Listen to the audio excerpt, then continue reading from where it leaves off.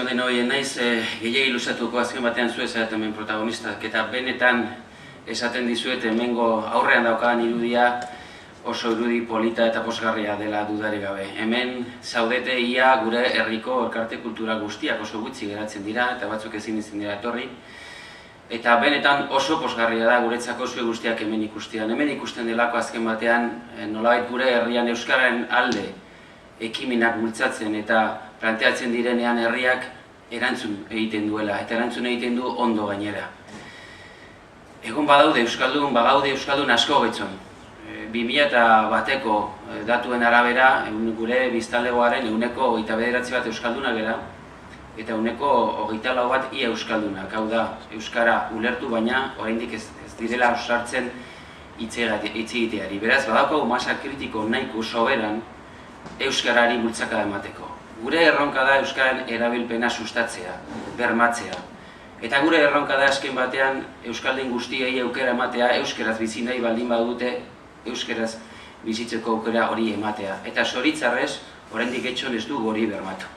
Beraz, hortan ari gera lan egiten, eta hortan jarraituko gera, baina horretarako eragile sozialen implikazioa behar dugu, eragile sozialen konpromisoa.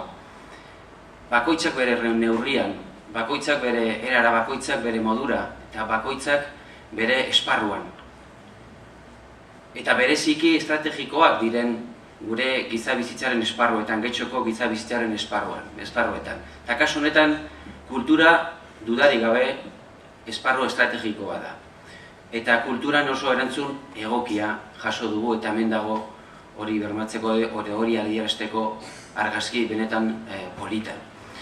Gure aldetik, gure laguntza guztia, gure babesa guztia, jakin bakizue, zuen bidea egiteko, edukiko duzuela ere Bizarra Lepon elkartearen laguntza.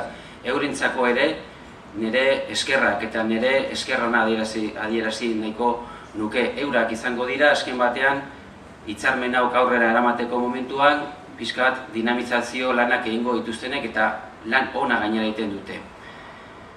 Emaitza honak, lehen aipatu duk ere aurkezleak, beste esparru batzutan merkataritzan aisialdian beti laguntza eskatzen dugunean euskararen alde egiteko erantzun ona jasotzen ari gera eta hori benetan pozgarria da.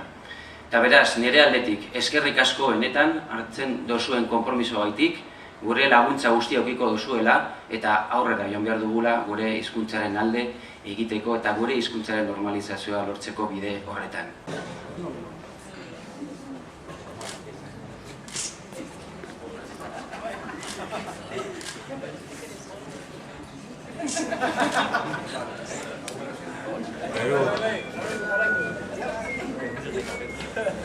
Oso guapo zago ze komentar.